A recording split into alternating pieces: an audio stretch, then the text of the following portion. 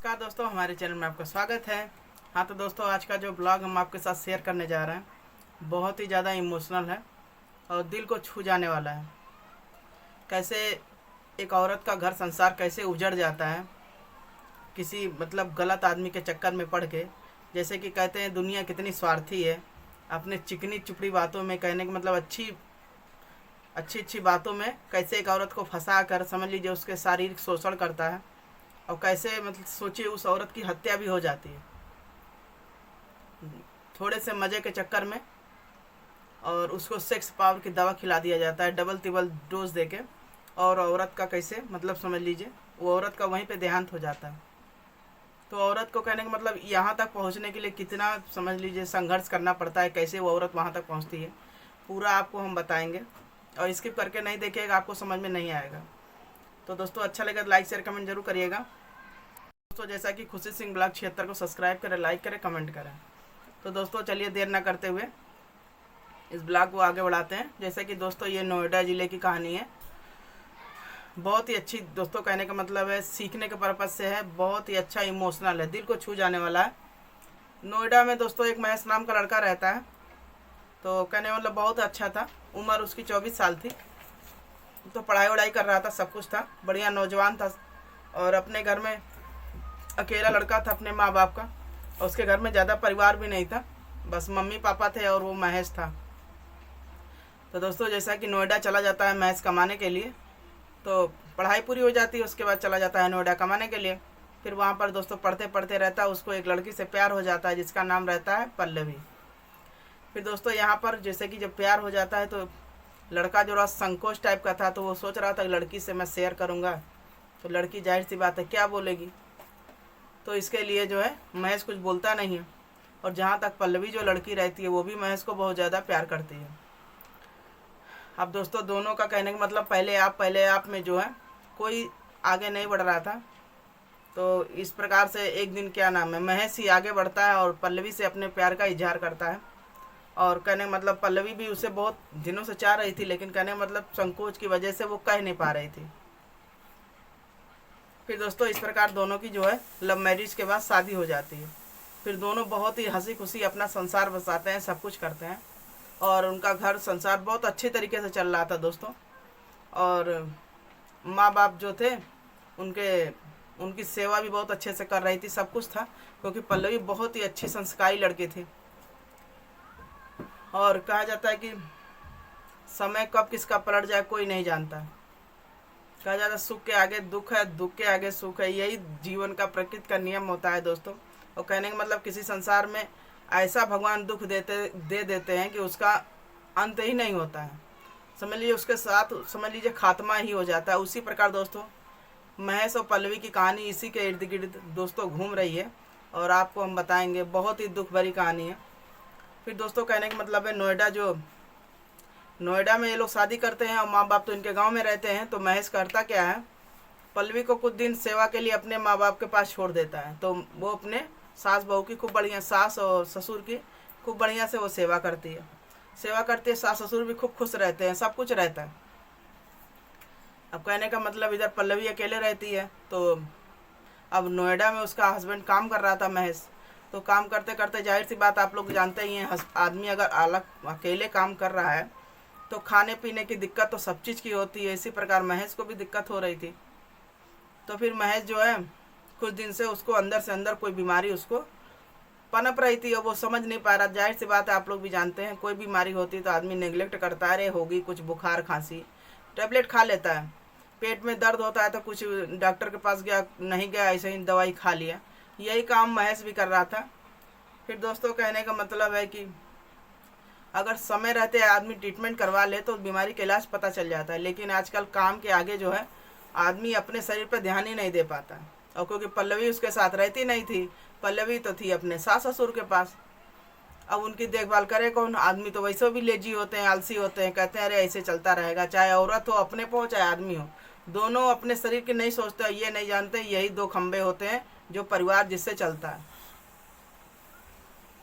फिर दोस्तों कहने का है अब इसी तरीके धीरे धीरे महेश का जो है शरीर अंदर से बिल्कुल जर्जर हो गया था, खाली बीमार की वजह से ना वो सही से कमा पा रहा था ना कुछ कर पा रहा था।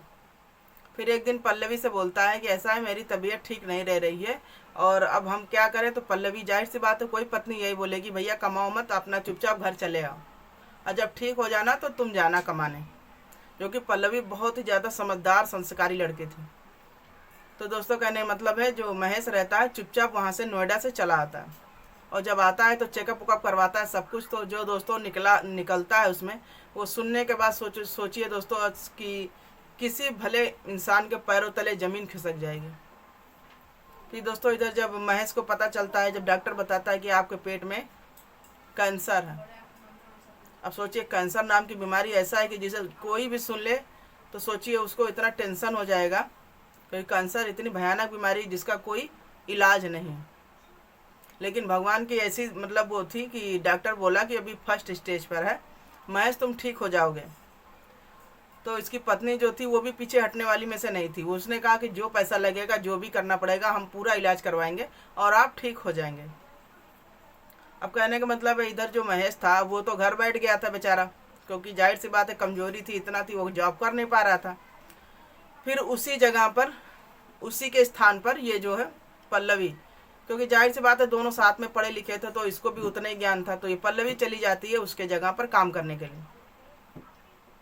अब दोस्तों कहने का मतलब है यहाँ पर महेश जो है घर में अकेले अकेले बैठे बैठे बोर हो जा रहा था। जाहिर सी बात है समय पे कौन दवाई दे क्या दे, औरत अब बाहर जा काम करने जाएगी तो जाहिर सी बात है अब वो घर का तो उतना देख रेख कर नहीं पाएगी।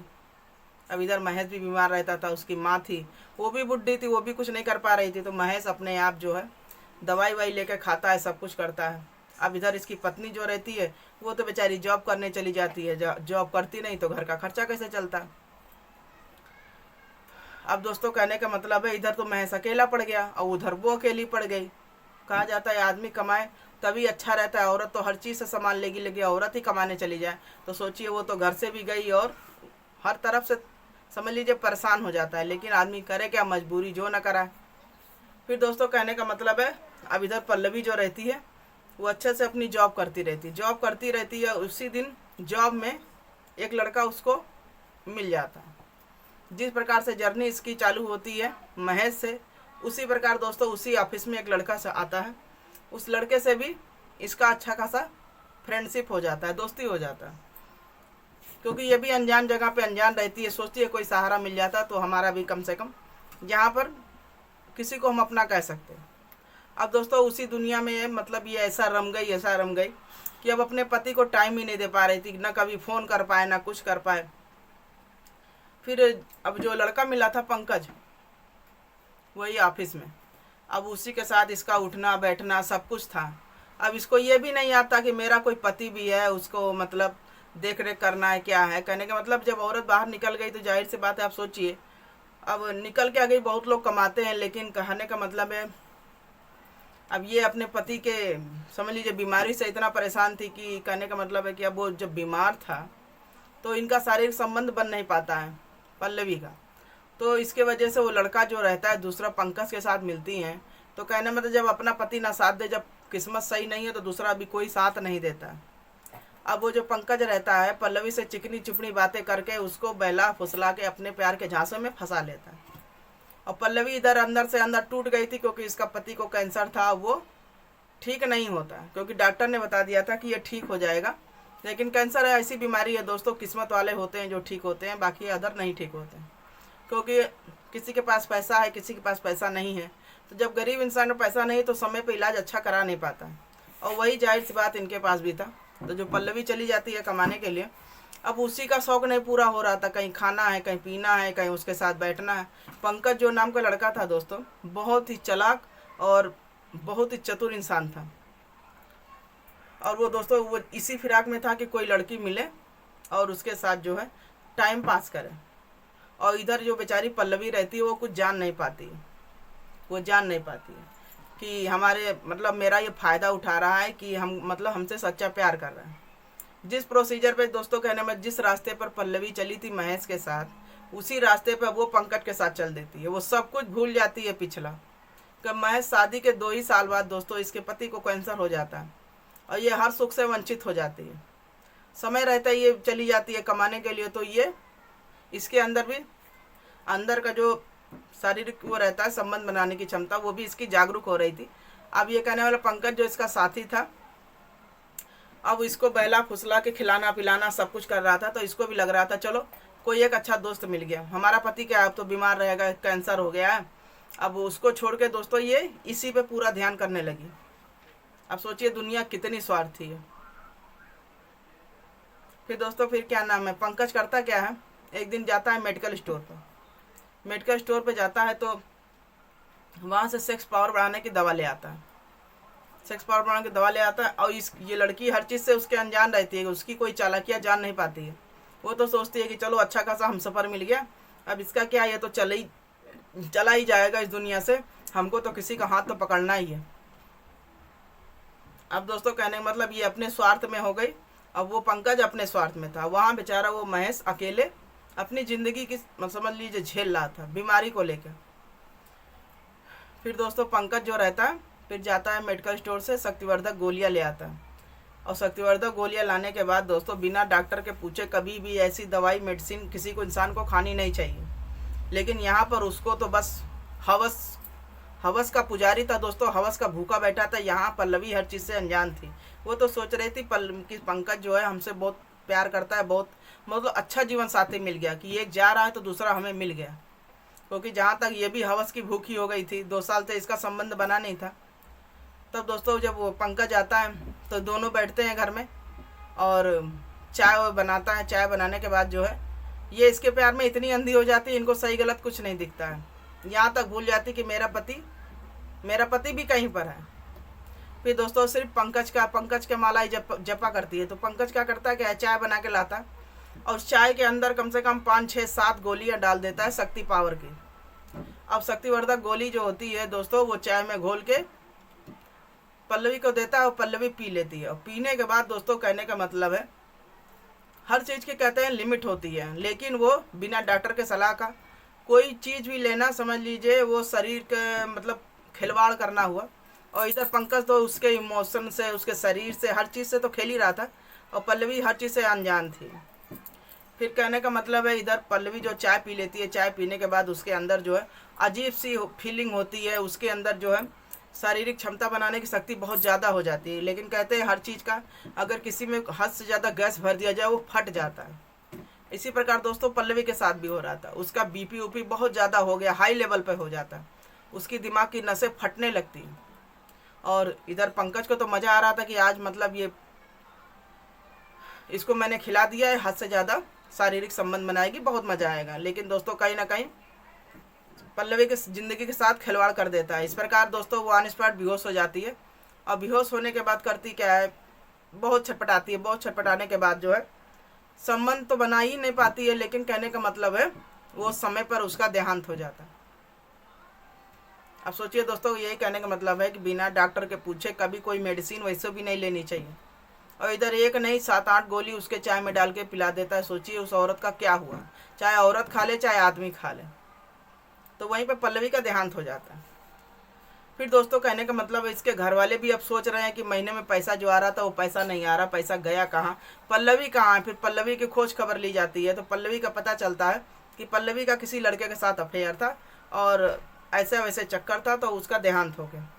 अब इतनी खबर सुनने के बाद जो इसका पति जो रहता है महेश, वो भी बेचारा तो आधा टेंशन में रहता ही है, और वो तो उसका फर्स्ट स्टेज से तीसरा स्टेज कैंसर पहुंच जाता है। फिर दोस्तों कहने का मतलब है वो भी कुछ दिन बाद ये जो सदमा सुनता है तो धीरे धीरे टेंशन में वो भी बेचारा ख़त्म हो जाता है। अब सोचिए अब इसको गरीबी कहेंगे कि क्या कहेंगे, कहने का मतलब है ना कोई जरिया था ना कुछ था। औरत बाहर कमाने के आ गई, समझ लिए घर संसार पूरा नाश हो गया, बिगड़ गया। बेचारी इधर से भी गई उधर से भी गई, अपने जीवन से भी गई। तो दोस्तों कहने का मतलब एक छोटा सा ब्लॉग बनाए थे आप लोगों के साथ शेयर करने के लिए, बसा बसाया घर किस प्रकार उजड़ जाता है। कि कहने मतलब किसी की चिकनी चुपड़ी बातों में ना आए, और बहुत जल्दी लड़कियां जो है फिसल जाती हैं, सब कुछ हो जाता है कि अरे ये हमसे प्यार कर रहा है। लेकिन नहीं, आजकल कोई प्यार नहीं करता है। माँ बाप जिससे शादी कर दें समझ लीजिए वही सही है, 100 में से 1 इंसान सही है, लेकिन उसकी परख किसी को नहीं है। और अनजान लोग के साथ कभी खाना पीना तो वैसे भी नहीं खाना चाहिए, जैसा कि ये पंकज ने इसके साथ धोखा किया। और पल्लवी बेचारी कुछ समझ नहीं पाई, और इधर अपनी भी जान से गई, इधर पति के भी जान से गई। तो कहते हैं एक बसा बसाया घर दोस्तों पूरा बिखर जाता है। तो एक छोटा सा ब्लॉग आप लोग साथ शेयर किए थे, किसी को मन को आघात नहीं पहुंचाना था, चोट नहीं पहुंचाना था, बस आपको जागरूक करना था, सतर्क करना था कि इस तरीके चोचलों से आप लोग बचें, सतर्क रहें, सावधान रहें। तो एक छोटा सा ब्लॉग आप लोग साथ शेयर किए, कैसा लगा, अच्छा लगा हो तो लाइक शेयर कमेंट जरूर करिएगा और मिलते हैं अगले ब्लॉग में। Bye bye.